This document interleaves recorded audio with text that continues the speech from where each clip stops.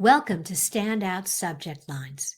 This presentation is part of the email series from the Digital Toolbox. And my name is Lorraine Ball, and I'm going to be your presenter today. I've been an email marketing fan for almost 20 years. And today I'm going to share some of my favorite tips and tricks. A great email campaign starts with your subject line. Why do subject lines matter? Because you are in a battle for attention. This is what a typical inbox looks like. There are emails that someone has read and emails that they haven't read, and you're trying to stand out. All you have in the inbox is your subject line. And so if you want results from your marketing, you are going to have to up your subject line game. Now, when I say that marketing is about results, what kind of results am I talking about? For small businesses, results typically are not necessarily sales. Although we want sales, you're not necessarily going to get that right from an email. But what you can expect from a good email campaign are clicks and downloads, phone calls, registrations and appointments, and visits to your location. And hopefully, if you get these things, the rest of your sales process is well developed enough that it will result in revenue and donations for your nonprofit. And so, as you're looking at your subject lines, you need to understand that you are in a battle. And there are three little words that rule your world: now, later, and never. Your goal every time you send an email is to get the reader to open the email now. Why? Because if they think they're going to get around to it later, there is a good chance that your email will be buried in their inbox and they will never read it. And so you need to think about, why will someone open your email? The first thing is that they recognize the sender. So if you're sending a lot of email to people you haven't had any interaction with, you just grabbed their email address off some list, odds are they're not going to open it. This is not 20 years ago, and my computer is not saying, ding, you have mail, and I'm getting all excited because there's another letter in my inbox. These days, we are more sophisticated email users, and we really want to know who's sending us the email before we open it.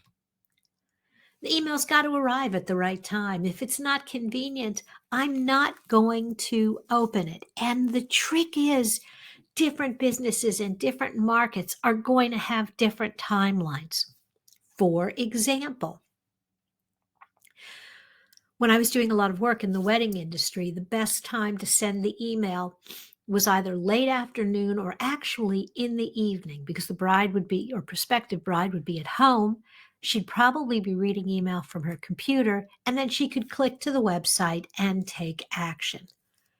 For a busy working mom, or a busy mom, either 10 o'clock in the morning after the kids were at school, or 7:30, 8 o'clock at night as the house was settling down. Conversely, small business owners are great first thing in the morning. And we also learned, after doing some testing, that depending on whether you have desktop or mobile users, there's a difference in the time as well. And finally, the third piece, and this is really what we're going to talk about today, is a compelling subject line. If you don't have that, you don't really have much of anything at all. So let's take a look at subject lines by the numbers. You've got about 30 to 40 characters and no more than 7 words to grab my attention and make me go, ooh, I want to read that. And as you're competing to get noticed, remember that there are a lot of other emails in my inbox, and I am going to scan it in just a few seconds. So your headline really needs to be relevant, or I'm going to scan right by. The other thing is that the first two words are absolutely critical. Why? Because I'm going to read down the page and I'm only going to read over if the first two words stand out. And so you do not want to waste this valuable real estate telling me something I already know. For example, weekly newsletter from, duh, I can see who it's from, and I know it's a weekly newsletter because I get it from you once a week. Make sure the first few words in your CTA are relevant to the reader. Make sure those words are giving them a reason to open your email. You want to be clear, and it's okay to be a little bit clever.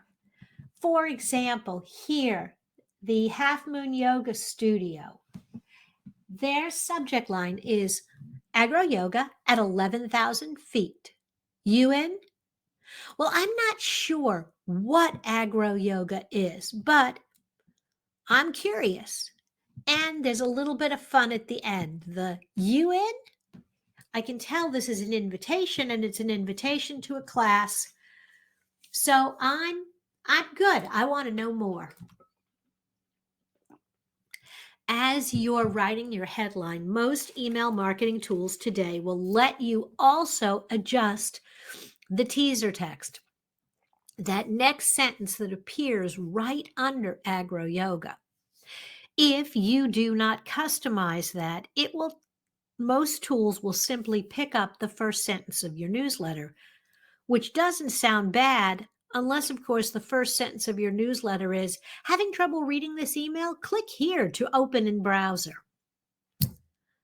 If you're picking that up, it's a complete waste of time. So make sure you're using the tools in your email marketing to change the teaser text.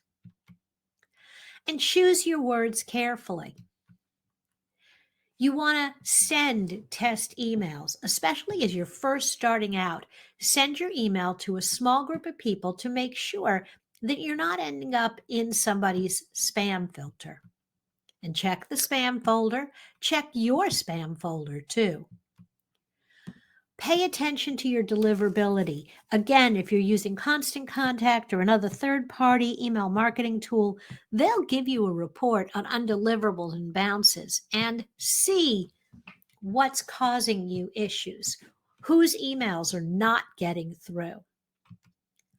Avoid using all caps. I know that in the old days, before we could change font size, got into the habit of typing things in all caps when we wanted someone to pay attention.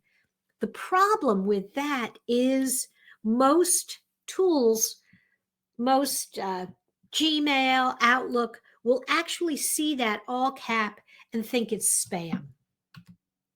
Avoid excessive punctuation. Do not replace the letter S with a $sign, and do not put 3 exclamation points at the end of anything. Again, you will go right by the inbox and directly to junk. And you want to avoid spam-like terms. The challenge with that, of course, is that a lot of spam-like terms look like perfectly reasonable words. Urgent, save, free, money, fast, guarantee. All of these words look perfectly fine. The problem is that spammers have overused them. And so now you increase the chances that you'll end up in someone's spam file if you use them in your headlines.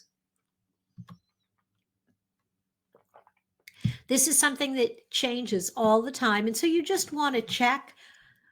Typically, again, your email client your email software will tell you if you're using terms that you probably should avoid. You don't want to be misleading or deceptive. You don't want to imply that this is continuing a conversation when it's not. Don't use subject line or re as the first word in your subject line if it really isn't a forwarded email. Don't imply extra urgency. Urgent, take action now. And then I open the email and there's nothing really urgent. And don't be deceptive about the reader's actions. Your order confirmation. I'm going to open that. And if I find out that it's not really a confirmation for my order, I'm going to be ticked. And you may have gotten me to open it, but you will probably also get me to unsubscribe. And so I gave you a lot of don'ts. Now let's talk about some of the do's. Let's talk about writing subject lines like a pro. And here's the really cool thing.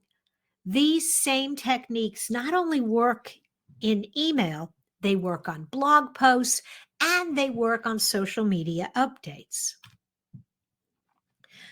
If you can find a way to have a hint of mystery, something clever that leaves me a little bit scratching my head, that's okay. This headline from the New York Post is considered to be one of the most famous headlines of all time. There actually was a body found without a head, and it was a strip bar. But the wordplay of this writer is what caught people's attention. Headless body, topless bar. The pun was unmistakable, and at the same time, it left you wondering, what the heck? Shock or surprise? Cocaine marketing, it takes more to get high. This article was not about cocaine and marketing cocaine as a product. It was about how business owners get addicted to advertising or to doing a particular activity, sending an email, sending social media updates. And after a while, your audience gets used to whatever you're doing and your results begin to wane. And so you have to continually up your game. But when I shared this headline on social media and in my newsletter, I had a lot of people who stopped and went, "What? What are you writing about?" It was just completely unexpected. Go negative. The funny thing about people is we are more likely to respond to headlines and warnings that tell us how to avoid something rather than telling us how to do something. For example, how to ruin your carpet in 3 easy steps. Sounds kind of silly coming from a carpet cleaning company, but this was by far and away their best performing newsletter. Say something unexpected. With Noom, lose weight without dieting. That is the last thing I expect to hear. I have been told my whole life if I want to lose weight, I have to diet. And so this email and this subject line catches my attention. All right. So let's go back to English class. Some of those writing techniques that you learned in high school and see how you can apply them today. The first is something called an onomatopoeia. What an onomatopoeia is a word that brings to mind a sound.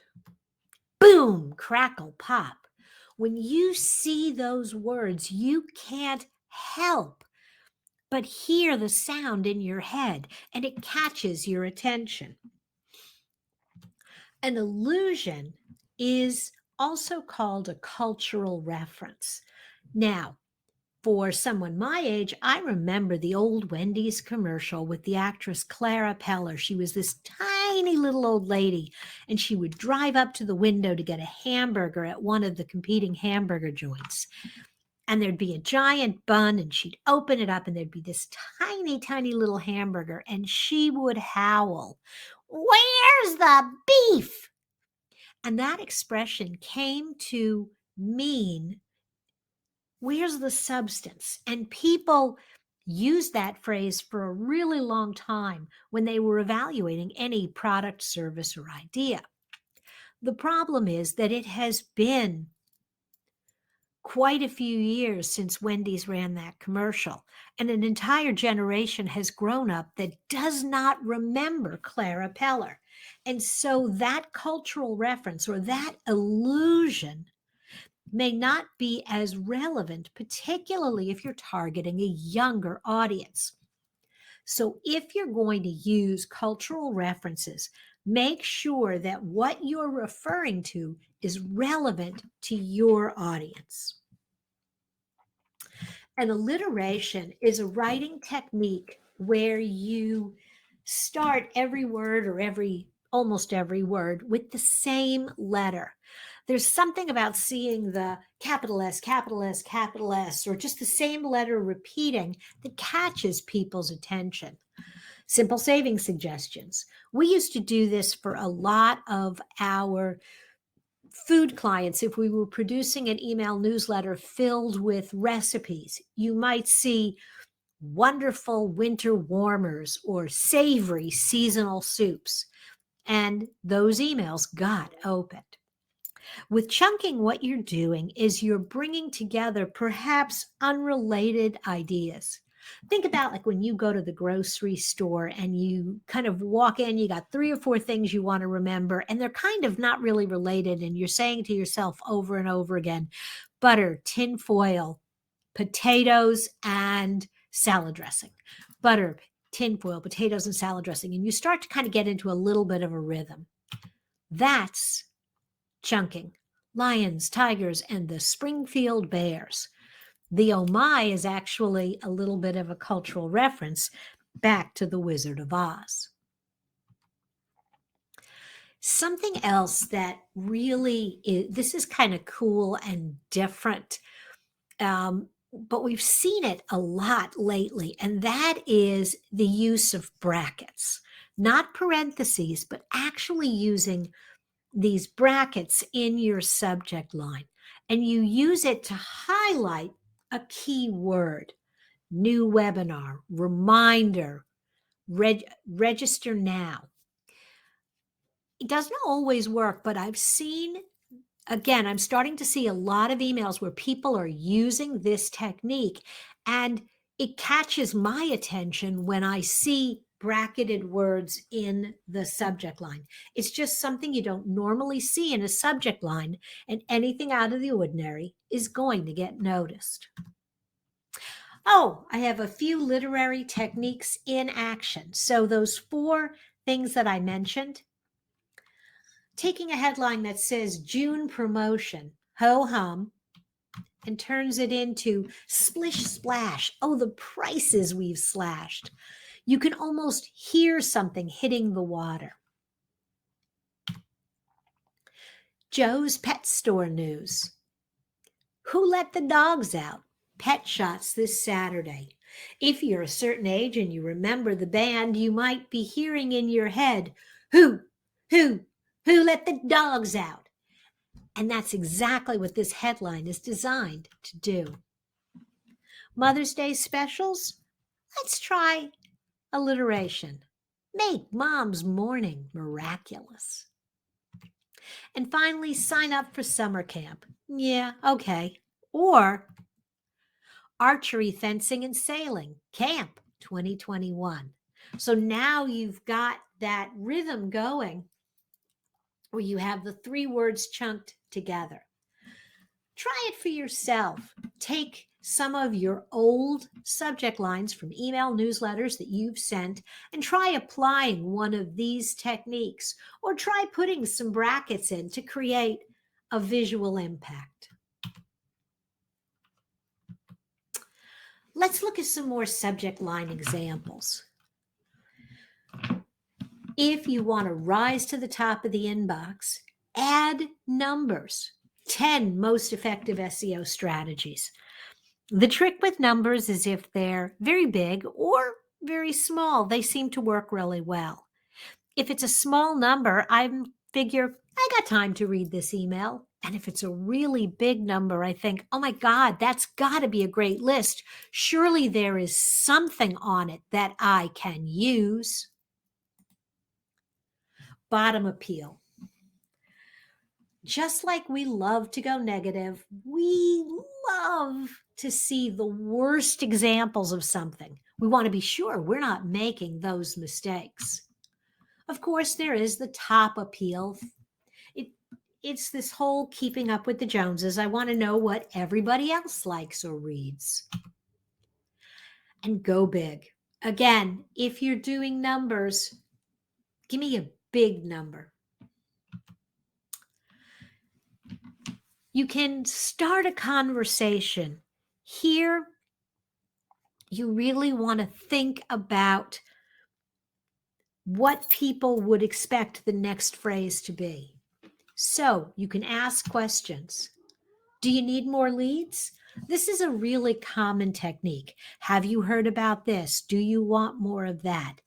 But I had a friend of mine who is a journalist tell me that as she was testing headlines, she found that people were getting really tired of the questions. And what they really wanted were answers. And so they were looking, instead of, do you want more leads, headlines that promised an answer. Here's how to get more leads. Simply taking that question and turning it into a statement with a here's how or here's why makes it a much stronger headline. And create a sense of urgency. Get more leads today. So you can have the same newsletter and test 3 different headlines to see which one your audience responds to. You can also create what are called focused subject lines. When you're doing an offer, buy one, get one. It's very specific. I know that's an offer. I can also do an exclusive offer that tells the reader, this isn't for everybody. It's a little more personalized, just for our VIP clients, just for our premium members. This offer is only available to senior citizens. And you can get personal in subject lines by adding someone's name. If you have first names in your database, I do an entire workshop just on personalization because human beings will look at something, and when they see their name, they're more likely to respond. It's just how we're wired. And so, personalized emails, I just want to talk about them for a minute. They are actually 26% more likely to be opened. The click-through rate on an email that has been personalized is higher than on a traditional email. And you actually see higher conversion levels when you put people's first name in an email, when you add relevant facts. And so instead of just it's booster shot time, this is using the constant contact tool. You can add the first name right here in the subject line and then have a phrase like this, first name or dog owner, because if you don't have the person's first name, you might want to still have a word or phrase there. And now this is what it looks like. The double brackets tell you that individual text is going to be replaced in the final version. And so now in my inbox, I will see, hi, Lee, it's booster shot time for your dog, or hi, dog owner, it's booster shot time for your dog.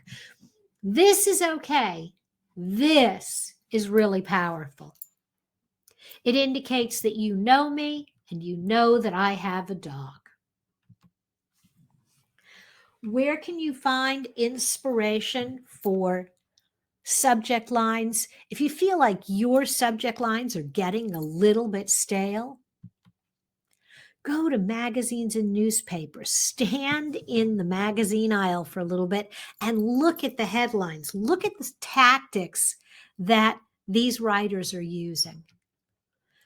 Look at blog titles, read your competitors' blogs, read blogs on totally unrelated subjects, and see which ones capture your attention. Subscribe to e-newsletters. You can have a separate email address that you have them all sent to so they don't clutter up your inbox, but subscribe to a lot of newsletters to get a sense of which ones do you want to pay attention to. Go to Google and do a search result. Type in the title you think you want to use and see what suggestions come up. And look at social media. Look at all the things that you see in your newsfeed and look at what's actually grabbing your attention. And then test the alternatives. We did a test where we had 3 different versions of this subject line. It was all about improving email. The first one was a little bit in your face. No time for email? That's like saying you got no time for sales.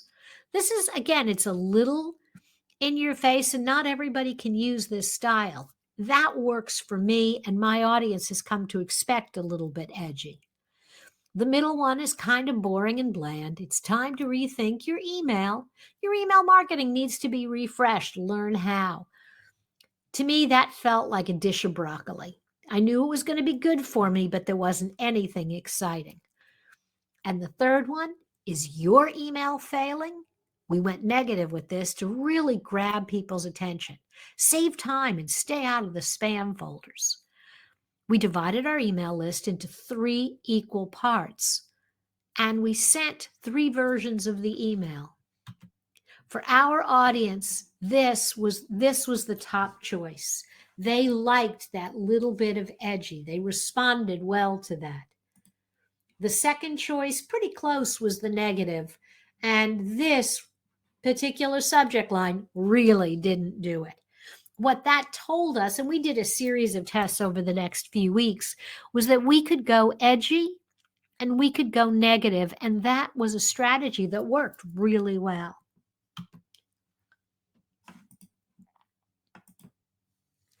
Within Constant Contact, there's actually an A/B testing option where you can have 2 different headlines. You've got to have a list of at least 1,000 contacts, but you can do 2 different subject lines. The system will send a test for each one, and then within 48 hours, it'll, quote, declare a winner, and then it will send the rest of the emails. So 400 people got the first one, 400 people got the second, and then 1,200 more got the more popular one. And so it's a really nice way, if you're not sure what your audience likes, to do the test without creating separate lists. And the trick is you want to measure and adjust over time. You want to look at what's working, what's not working, which emails are getting opened, which emails are getting great clicks. Do more of that. Dive into the numbers and really look at heads-up comparisons of individual campaigns. You can pick up to 5 campaigns and really do a closer look to see if you can figure out what your readers want from you. Basically, there are 4 steps to creating great headlines. The first is knowing when to send the email. The second is doing your research, testing different alternatives, looking for inspiration, testing the variations, and then adjusting over time.